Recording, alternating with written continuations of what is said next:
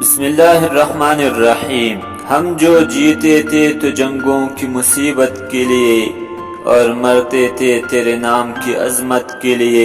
تین کچھ تیغ زنی اپنی حکومت کے لیے، سر بکپ پھرتے تھے کیا دہر میں دولت کے لیے۔ قوم اپنی جزر و مال جہاں پہ مرتی، بت پروشی کی عوض بت شکنے کیوں کرتی۔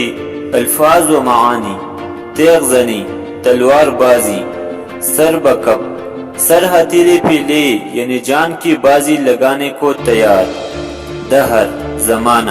ترجمہ و تشریح: رب کریم، ہم تیرے نام کی عظمت کے لیے، جنگ کرنے کی مصیبتوں کے لیے وقف تھے۔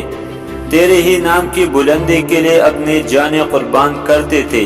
اپنی حکومت اور اقتدار کے لیے ہم تلوار نہیں اٹھاتے تھے، اور اپنی ہتھیلی پر اپنا سر لیے دنیا کے مال و دولت اور آسائشوں کے لیے نہیں کوشاتے۔